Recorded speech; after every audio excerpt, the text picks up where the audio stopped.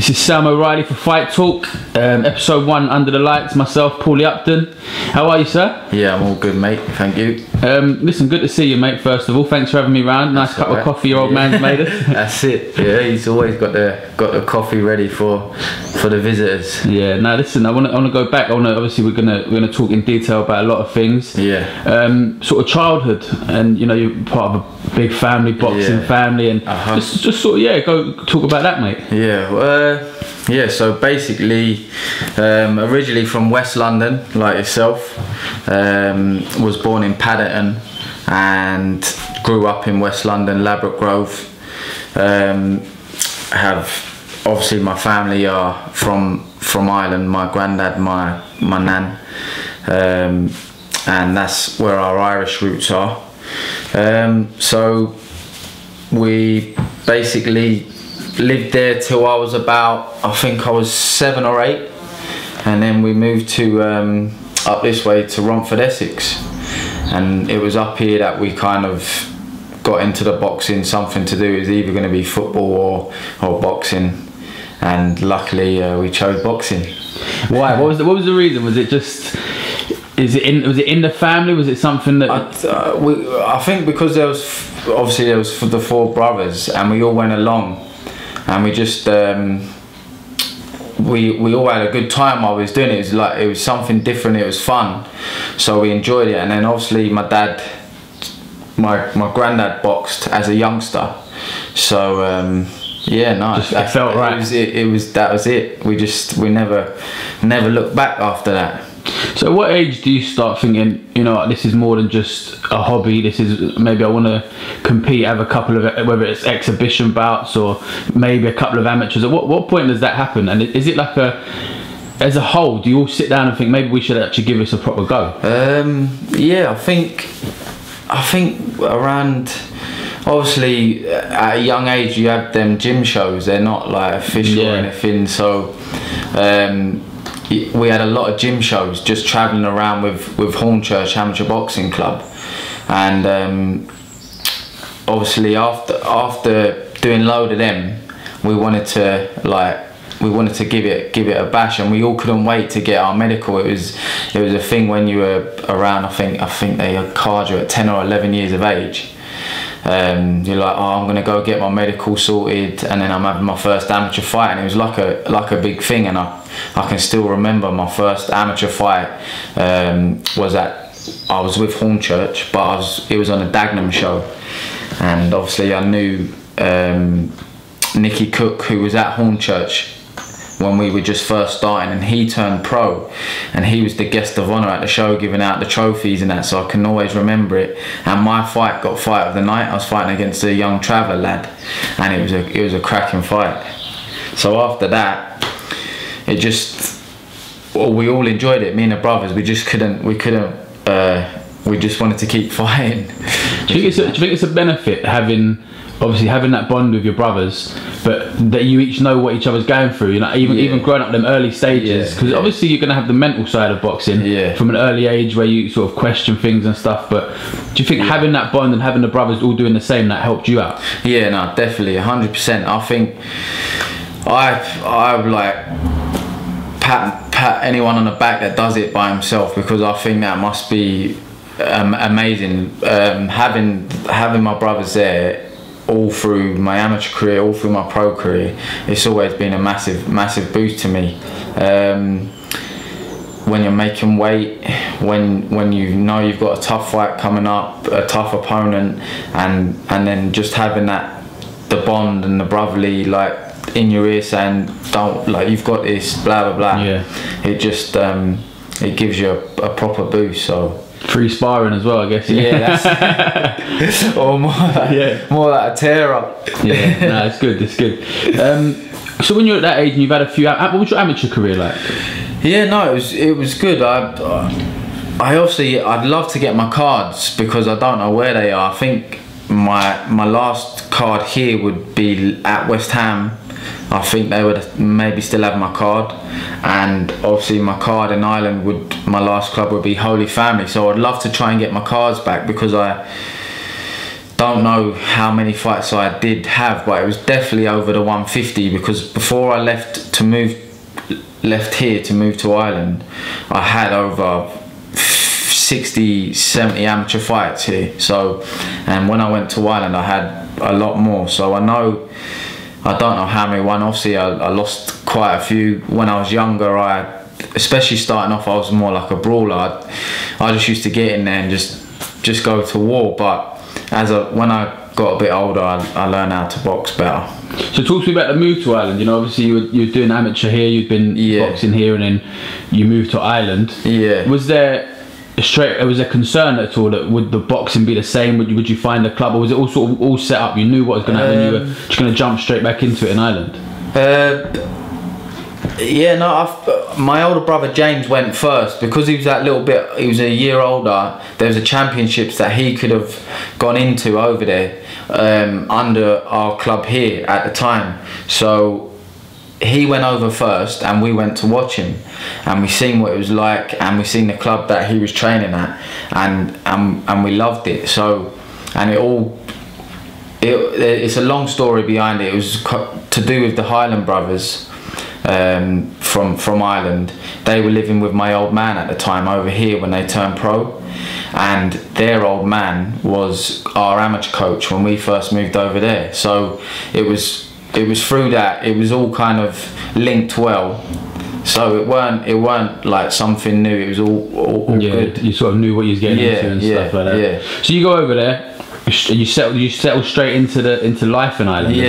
No, it was good. We just from travelling over back and forth, we got to know people, and then when we eventually moved over, we knew everyone there, and we got on well with everyone. And because of the Highland brothers and all the other boxers at the club having quite a good reputation and that, we got to know everyone pretty quick. Yeah. Talk to me about the mindset where, you know, you've been doing amateur shows, you've done probably 150 fights or whatever, and you sort of decide, right, this is going to be me, I want to be a pro boxer. Where does the mindset come in? Like, where, you know, you've got to believe in yourself, but there's a lot of guys that sort of do it to see what the journey is. And so what's your mindset like when you turn over?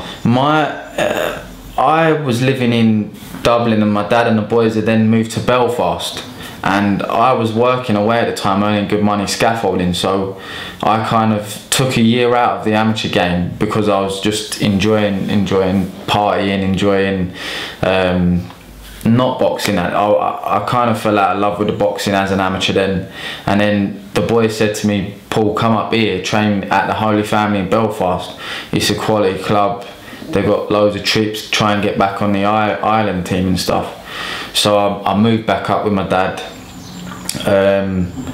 and then we started sparring Frampton, who had just turned pro, a lad called Scott Jordan. So once I started sparring them, I started to think, and like obviously doing well, I was thinking I wouldn't mind doing this myself, turning pro myself. There's not much more I would like to do in the amateur game unless I could try. You see that a lot with the guys who feel like they've achieved everything they've been doing now. My goal was to represent Ireland as an amateur. That for me, I did. So after that, anything was a bonus. And then I represent Ireland a few times.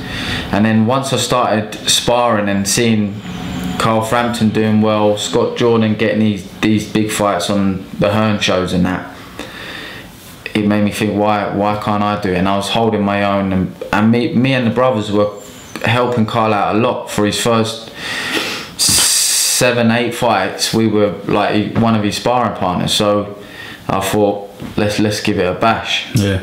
So you turn over, and where did you turn over? What was the situation promotional wise? Where was you boxing at the beginning? Because Jerry Story had a thing with, because he was training Carl at the time. He had a thing with matchroom boxing, so we was trying to get in there that way, but things didn't work out. So we went to a lad called Anthony Farnell, Arnie. We went to him because there was talk of us getting signed up with Warren then, and eventually it just didn't. Nothing come with her, nothing come with Warren. Yeah. So we moved back to Essex, me, my dad and my brother Anthony. The boxing game in Ireland at the time, it wasn't great, so we come back to Essex, had a talk with a few people, got in touch with Johnny Eames, who was at the time doing shows and managing fighters, and we done a spar down there. He knew us from West Ham back in the day anyway, and he signed us up. So that's how Sonny stayed up in Manchester, and through Ryan Burnett he got in there with Ricky Hatton. So that's what I was going to come on to. Obviously there was a point where you were with Hatton, and it was I think you were 3 of his top guys at the time. He didn't have many people, did he? He didn't really have that many. He had the foreign lads, Radchenko, Zakyanov, and what's his name? The other fella. He's world champion now at light welter. I can't remember his name. I can't remember, but he had the 3 foreigners and us. So we had a good little squad there. And I had, I think, 8 fights with Ricky, under Ricky, and they were all brilliant. And obviously my Irish title fight, which was another dream to me, representing Ireland as an amateur and then winning an Irish title as a pro. It was like I've done everything I've wanted. Anything from now on plus is a bonus. So that's up there in Manchester was quality. The training was good. We was all obviously living back with my brothers. It was all good. Yeah. So talk to me about why you felt the need to come back down. Obviously you were doing well up there. Yeah. You said 8 fights under Ricky. Yeah, 8 fights. So things were going well. Yeah. Why come back down to West Ham? Basically, or what can you say about the reason? Just a few. I love training up there with Ricky. Everything was good. The first, I think, year and a half, Ricky was always there in the gym, and everything was going sweet. And then Ricky was always quite busy with doing like talks and stuff like that, or away on holiday and family time, which is acceptable. And then I don't know, we just had a bit of a fallout. I don't like to go too much in depth, because it's personal, and I wouldn't like to badmouth Ricky because everything's sorted and we're fine. But that's just how it goes. Boxing, you always learn through boxing. I always believe that you can never stop learning in general, as in fighting and as in your training, meeting people, and just life experiences. So it was just time to move on, and obviously it was between me and Ricky that the problem was, and then obviously loyalty, my brothers, they didn't think it was right, so they come with me. Sonny and Anthony, we all come back down. We spoke to a couple trainers, and then MTK said Tommy Martin. They obviously knew Barry through Tommy, and we kind of knew Barry anyway from when we was down at TKO years ago. And they said, like, why don't you just go tick over down there and see how it is with Barry? So that, and Harry Andrews was there at the time as well. So that's how it went, and we stayed down there. We enjoyed it. I had 3 fights with Barry, and that's where we are now. You know, when you look here, I think it seems very different to me, the way, because you have this bond with your brothers who are all boxers. It's like, you know, we touched on it in the amateurs growing up together, but not that the trainer's not relevant, because the trainer's always relevant, but because you have each other, in a sense, wherever you are in the country, or whether you're in Ireland or Dublin, you've got each other. So in a sense, the trainer isn't always as important as it might be for a different professional. 100%. It's funny because my Sonny and Anthony and my brother James, they couldn't make it to my last fight. So my youngest brother Thomas, he's 19, 20, he came to the show in Brentwood, and because the other brothers couldn't make it, I said I want Thomas. Like, if I can, I'll always try and have all of them in there, but sometimes, you know, they're a bit funny with who's in the change room. But it gives you that bit of comfort that someone's there like that with you, that you're so close with. So having Thomas in the change room with me, it was just, I don't know, it just felt like I wanted him there and I needed him there. And it's always been the same throughout amateur, pro. If my brothers are there, everything's fine. Do you know what I mean? And ringside as well, I can hear my old man and my brothers clearer than anything else, because I just know their voices, what they're saying. They're gonna tell me the right stuff to do. Do you know what I mean? That family bond and the Upton clan. You can't miss them as well. Talk to me about that. You got a massive following, haven't you? Like the amount of, you see, even at Brentwood, you got green everywhere and the Upton clan everywhere, drums, all that stuff. So it's good. It was funny because when we first moved back, we spoke to, before we went with Johnny Eames, we spoke with Steve Goodwin. We didn't. A lad that we know spoke with Steve Goodwin and said, would you be interested in taking these boys on? They've done well as amateurs, blah blah blah. And Steve Goodwin said no chance, they won't sell tickets.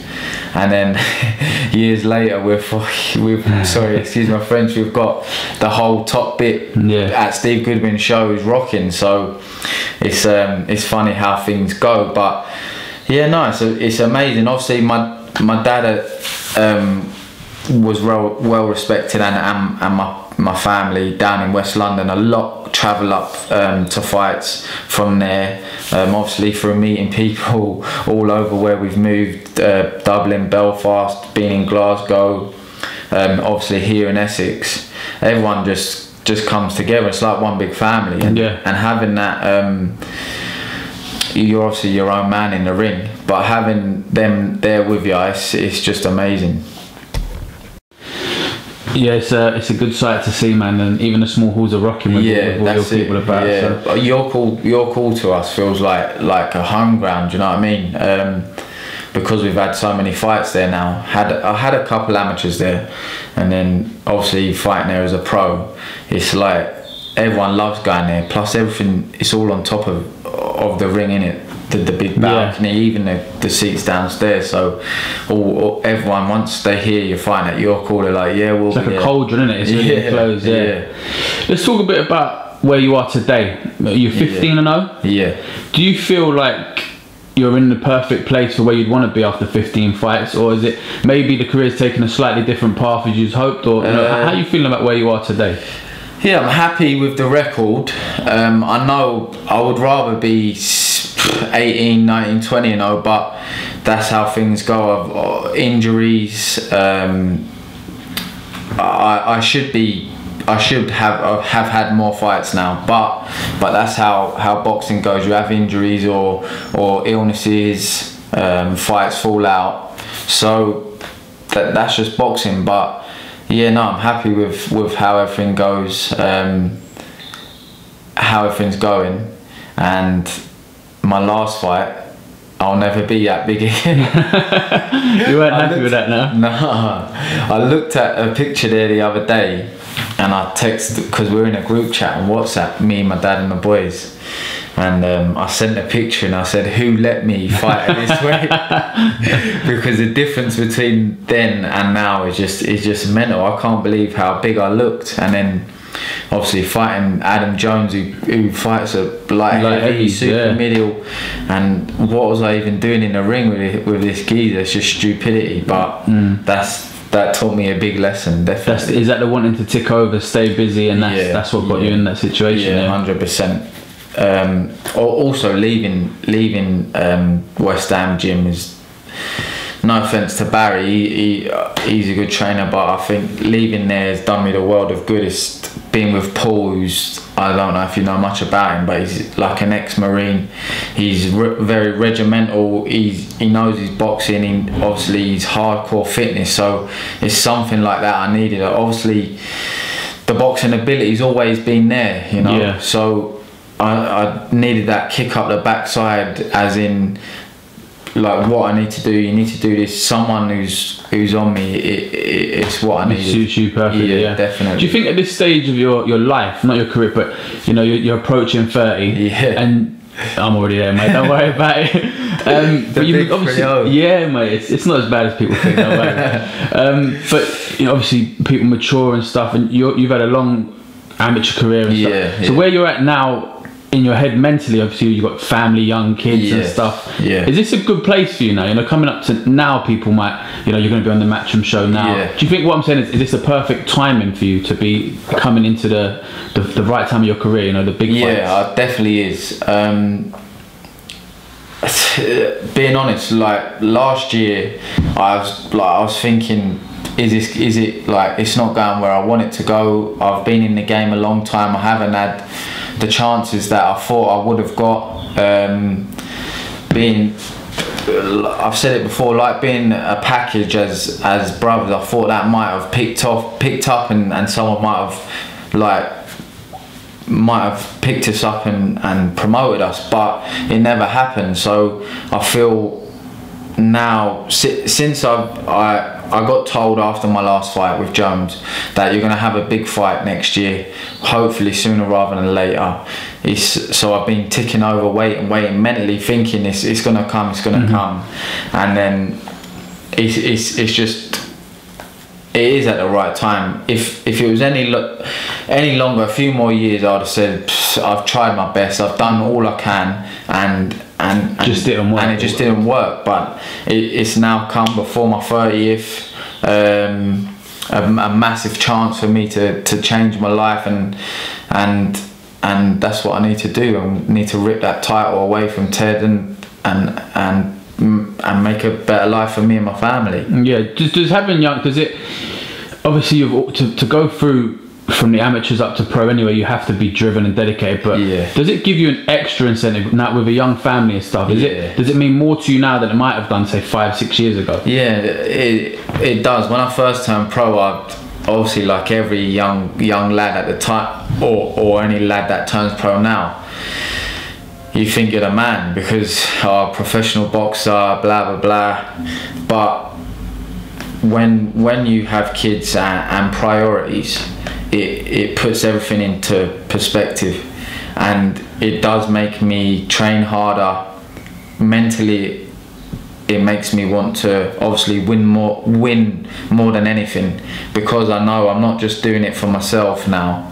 I'm doing it for my kids. Do you know what I mean? Yeah, of course. We touched on the big fight coming up. It's on Sky. Yeah. It's the first time on televised, is it? Obviously, a few streams. Yeah, I've been on a few streams, but no big fights yet. So does this feel like is it a pivotal moment in your career? Yeah, it definitely is. It is my chance to prove to everyone that this is where I should be, and I want to look good doing it as well. Not just, I don't want to just get in there and win and struggle. I want to get in there, look good, and show that I am a name to be reckoned with in the light middleweight division. Are you someone who studies the opponent? Obviously, Ted's been around on Sky for a little while now. Obviously, I love watching boxing. Even if I packed boxing in tomorrow, I'd still watch boxing. I'd go to shows. I love it. So obviously I've seen Ted fight on the TV, and I know a little bit about him from when I first turned pro. I sparred a lad called Luke Saunders, and I think a little while after he fought Ted, and they had a wicked fight because I remember watching it. So I obviously knew him from that, and then I've seen him on telly. So I've obviously had a little watch of his fight with Carson Jones, because I didn't get to actually see that one live, watch it live. So I've watched a bit of his bit of that,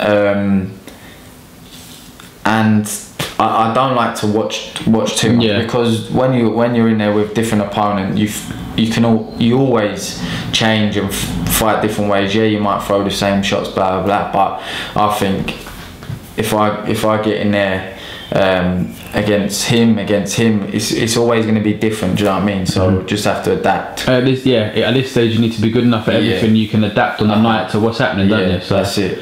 No, it's a good fight, and it's good that you're going to finally get that televised slot that you've been grafting for a long time, haven't you? Definitely. Your brother was on the opposite channel with BT Sport not long ago. Yeah. So it's starting to happen now. Yeah, no, so that's it. People are starting to take a bit of notice. And Anthony spoke to Frank Warren afterwards and said to him, Frank said, well done, you performed really well there tonight, and he said, well, get me on more of your shows then. Yeah, so got to be done, isn't it? That's it. So it's nice, and Sonny will be back fighting. Sonny is like super talented. Was his last fight the English title fight? Or has he had one? Yeah, no, it was the English title fight. I think if you watch that fight, don't listen to the commentary, because they were biased, and then they were biased all through it, and then towards the end of the fight they call it a draw. So if you watch the fight, even with or without, I can't see how they give it to Matty Ryan, but Sonny's time will come. Do you know what I mean? Yeah, definitely.